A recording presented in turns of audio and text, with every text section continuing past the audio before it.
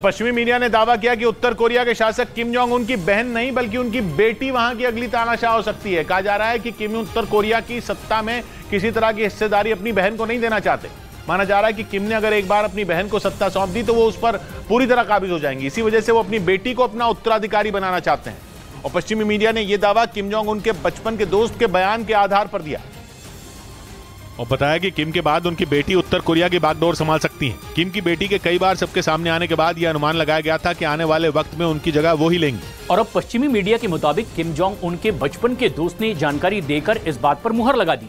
असल में उत्तर कोरिया के शासक कई बार अपनी बेटी के साथ दिखाई दिए, चाहे वो खतरनाक मिसाइलों का परीक्षण हो या फिर उत्तर कोरिया में हर साल होने वाली परेड हो। इसी वजह से ये खबरें तेज हो गईं कि किम अपना उत्तराधिकारी अपनी बेटी को बना सकते हैं। किम जोंग उनके 3 बच्चे हैं, जिनमें पहला बेटा और 2 बेटियां हैं।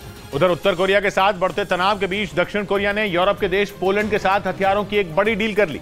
दक्षिण कोरिया हथियारों का बड़ा बाजार बनना चाहता है और पोलैंड के साथ हुई उसकी डील को इसी का हिस्सा माना जा रहा है, क्योंकि दक्षिण कोरिया से पोलैंड को तोप और रॉकेट समेत कई हथियार मिलेंगे, जिससे पोलैंड की ताकत कई गुना बढ़ जाएगी। पोलैंड को डर है कि रूस उस पर हमला कर सकता है, क्योंकि रूस के खिलाफ उसने खुलकर यूक्रेन का साथ दिया था और इसीलिए अब पुतिन कई बार पोलैंड को चेतावनी दे चुके हैं। और इन्हीं धमकियों के बीच पोलैंड ने दक्षिण कोरिया से करीब 1370 करोड़ डॉलर यानी भारतीय रुपयों में 1,10,000 करोड़ रुपए की डील की, जिसके तहत पोलैंड को रॉकेट लॉन्चर, K2 टैंक, तोपें, लड़ाकू विमान और भारी मात्रा में गोला बारूद मिलेगा। पिछले साल अगस्त में भी पोलैंड ने दक्षिण कोरिया से 770 करोड़ डॉलर यानी भारतीय रुपयों में 60,000 करोड़ रुपए के हथियार खरीदे थे, जो रकम इस साल दुगनी हो गई। मतलब पोलैंड को डर है कि आज नहीं तो कल यूक्रेन की तरह उस पर भी जल्द हमला हो सकता है। इधर सीमा पर पाकिस्तान की ड्रोन वाली चाल फिर से नाकाम हो गई। बीएसएफ के जवानों ने घुसपैठ की कोशिश कर रहे पाकिस्तान के 2 ड्रोन मार गिराए। घुसपैठ की यह कोशिश अंतर्राष्ट्रीय सीमा के पास अमृतसर जिले के धनोई खुर्द गांव के पास की गई, लेकिन बीएसएफ के जवानों ने ड्रोन से घुसपैठ की साजिश को नाकाम कर दिया, क्योंकि ड्रोन के जरिए नशे के सामान की तस्करी की जा रही थी। बीएसएफ के जवानों ने एक तस्कर को भी पकड़ा। जानकारी मिली कि बीएसएफ ने रात में पाकिस्तान की तरफ से आ रहे ड्रोन को मार गिराया। ये ड्रोन अंतर्राष्ट्रीय सीमा के पास अमृतसर जिले के धनोई खुर्द गांव के पास दिखा। एक स्मगलर को धर दबोचा, जिसके पास से तकरीबन 3.2 kgs heroin, high grade heroin मिली है। इस बीच सर्च ऑपरेशन के दौरान एक और ड्रोन दिखा, जिसे ढेर कर दिया गया। उस पर भी नशे का सामान बंधा था, यानी 24 घंटे में पाकिस्तान की तरफ से आ रहे 2 ड्रोनों को मार गिराया गया। उधर पाकिस्तान की शहबाज शरीफ सरकार के स्वास्थ्य मंत्री अब्दुल कादिर ने आरोप लगाया कि इमरान खान को शराब और ड्रग्स की लत है।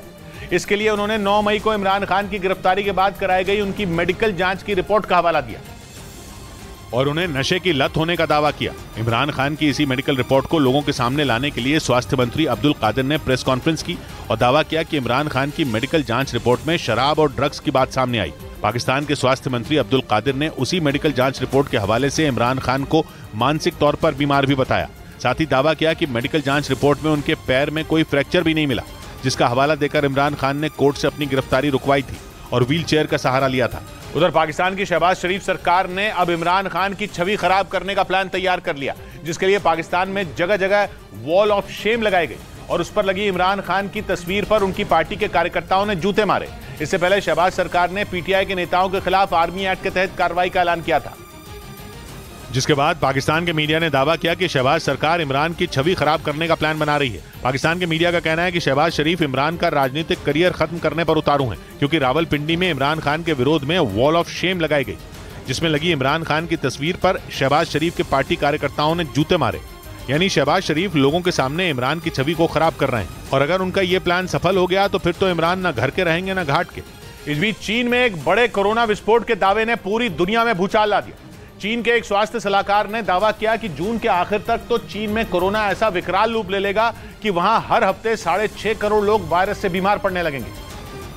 और अमेरिका के अखबार द न्यूयॉर्क टाइम्स की खबर है कि अब चीन कोरोना को काबू करने के लिए लॉकडाउन जैसे सख्त कदम नहीं उठाने वाला। अगर चीन का वाकई ऐसा ढीला रवैया रहा तो ये पूरी दुनिया को ले डूबेगा, क्योंकि कोरोना की चपेट में आए चीन के लोगों के घूमने फिरने पर कोई बंदिश नहीं होगी और वो दूसरे लोगों को भी बीमार कर देंगे। 2020 में पूरी दुनिया में कोरोना इसी तरह फैला था और चीन में अभी मचा कोहराम भी उसकी हीलावाली का ही नतीजा है। बीते साल चीन ने अचानक अपनी जीरो कोविड पॉलिसी से तौबा कर ली थी, जिसका साइड इफेक्ट अब सामने आ रहा है। लेकिन शी जिनपिंग का फोकस अब कोरोना पर नहीं बल्कि चीन की अर्थव्यवस्था पर है। और दूसरी तरफ चीन को समंदर में घेरने के लिए पहली बार अमेरिका, जापान और फिलीपींस ने एक साथ ड्रिल करने का ऐलान कर दिया। तीनों देशों की नौसेना यह अभ्यास दक्षिण चीन सागर में करेंगी, जिसे चीन अपना बताता है। उसका आरोप है कि अमेरिका उसे घेरने के लिए वहां अपनी नौसेना की ताकत बढ़ा रहा है।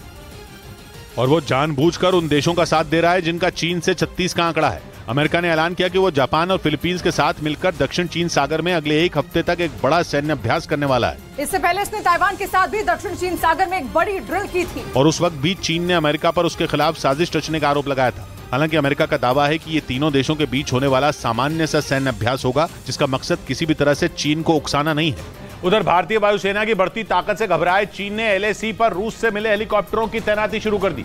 सूत्रों के मुताबिक अरुणाचल प्रदेश की सीमा के पास LAC पर चीन अपने देश में बने हेलीकॉप्टर तैनात करने से बच रहा है, क्योंकि कहा जा रहा है कि उसके हेलीकॉप्टर इस काबिल हैं ही नहीं कि भारतीय वायुसेना का मुकाबला कर सकें। खुफिया रिपोर्ट के मुताबिक LAC के करीब निगाची इलाके में चीन ने एक बेस पर अपने Z-20 हेलीकॉप्टर के बजाय रूस से लिए गए Mi-17 हेलीकॉप्टरों को तैनात किया है। निगाची तिब्बत पठार पर तकरीबन 10,000 फीट पर स्थित है, जो LAC के पास के दूसरे चीनी प्रांतों में सबसे कम ऊंचाई वाला इलाका है। यानी उस ऊंचाई पर भी चीन के Z-10 और Z-20 हेलीकॉप्टर कारगर नहीं है, तभी वो रूस के हेलीकॉप्टरों को तैनात कर रहा है, जबकि भारतीय वायुसेना ने पहले से ही LAC पर Mi-17 को तैनात कर रखा है। इधर पुतिन की प्राइवेट आर्मी कहे जाने वाले वैगनर ग्रुप ने बखमुत के स्कूलों में बने यूक्रेन के ठिकानों पर हमला कर दिया। वैगनर ग्रुप ने दावा किया कि यूक्रेन की सेना ने बखमुत के स्कूलों में अपने कई ठिकाने बनाए थे, जिन पर उसके खूंखार लड़ाकों ने हमला कर दिया और उन ठिकानों को ध्वस्त कर दिया। वैगनर ग्रुप ने दावा किया कि यूक्रेन के ऐसे 9 ठिकानों पर उसने कब्जा कर लिया, जिससे जुड़ा एक वीडियो भी सामने आया, जिसमें वैगनर ग्रुप के लड़ाके बखमुत में खंडहर बन चुकी इमारत पर कब्जे की कोशिश करते दिखाई दिए। वैगनर ग्रुप ने दावा किया कि ये इमारत एक स्कूल की है जो यूक्रेन की सेना का ठिकाना बन गई थी। हालांकि वैगनर ग्रुप के इस दावे पर यूक्रेन के रक्षा मंत्रालय ने कोई बयान जारी नहीं किया और न ही इस दावे को झूठा बताया। उधर पश्चिमी मीडिया ने दावा किया कि रूस की सेना ने यूक्रेन पर S-400 डिफेंस सिस्टम से मिसाइलें दागनी शुरू कर दी। पश्चिमी मीडिया ने दावा किया कि पुतिन के हथियार अमेरिका के ताकतवर रॉकेटों का मुकाबला करने में नाकाम रहे, जिसकी वजह से पुतिन की सेना को जंग में इस डिफेंस सिस्टम को मैदान में उतारना पड़ा।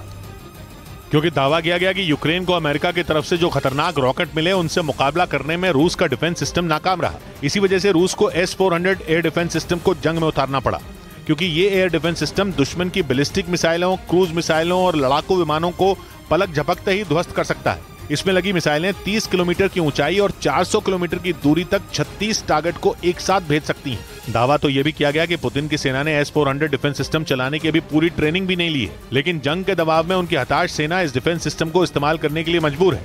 इस बीच रूस ने अमेरिकी सांसद लिंडसे ग्राहम को वांटेड लिस्ट में डाल दिया। अमेरिकी सांसद पर आरोप है कि उन्होंने रूस के सैनिकों की मौत को मजाक बनाया, जिसके बाद रूस ने उनके खिलाफ कार्रवाई करते हुए अमेरिकी सांसद लिंडसे ग्राहम को मोस्ट वांटेड लिस्ट में डाल दिया। रूस का आरोप है कि अमेरिकी सांसद जेलेंस्की के साथ बैठकर रूस के मरे हुए सैनिकों का मजाक बना रहे थे। हालांकि अमेरिका ने इन आरोपों को सिरे से खारिज कर दिया। इससे पहले इंटरनेशनल क्रिमिनल कोर्ट ने पुतिन के खिलाफ वारंट जारी किया था, जिसके बाद रूस ने इंटरनेशनल क्रिमिनल कोर्ट के जजों को सबक सिखाने के लिए उन्हें भी मोस्ट वांटेड लिस्ट में डाल दिया था। उधर जापान के मीडिया ने दावा किया कि किम जोंग उन अंतरिक्ष में जासूसी करने वाली सैटेलाइट को इसी महीने लॉन्च करने वाले हैं। जापान के मुताबिक वो 31 मई को इसे अंतरिक्ष के लिए रवाना कर सकते हैं, जो अंतरिक्ष से किम जोंग उन के लिए दूसरे देशों की जासूसी का काम करेगी। जापान के मुताबिक किम जोंग उन अपनी इस स्पाई सैटेलाइट को 31 मई की रात में लॉन्च करने की योजना बना रहे हैं। बताया गया कि किम जोंग उनकी सैटेलाइट की खबर लगते ही जापान ने इसकी जानकारी दक्षिण कोरिया और अमेरिका तक फौरन पहुंचा दी, क्योंकि तीनों देशों के बीच हाल ही में एक समझौता हुआ है, जिसके मुताबिक दक्षिण कोरिया, जापान और अमेरिका उत्तर कोरिया के हर सैन्य ऑपरेशन की जानकारी एक दूसरे से साझा करेंगे। और जापान तो इतना चौकन्ना हो गया कि उसने अपने missile defence system alert mode पर डाल दिए। मतलब अगर जापान को किम की सैटेलाइट लॉन्च से खतरे की भनक लगी तो वो खुद को बचाने के लिए मिसाइलें चला देगा। और तो और जापान ने किम जोंग उन को सीधी चेतावनी भी दे डाली कि वो सैटेलाइट लॉन्च को रद्द कर दें, क्योंकि अगर उसकी जमीन पर आंच भी आई तो वो उत्तर कोरिया से चली हर मिसाइल को मार गिराएगा। जापान और उत्तर कोरिया पड़ोसी हैं और जापान का अंदाजा है कि उत्तर कोरिया की सैटेलाइट लेकर निकलने वाला रॉकेट जापान के द्वीपों के ऊपर से होकर गुजरेगा। 2016 में ऐसा हो भी चुका है, इसलिए जापान ने किम जोंग उन की सैटेलाइट लॉन्च से पहले बाजुएं चढ़ा ली।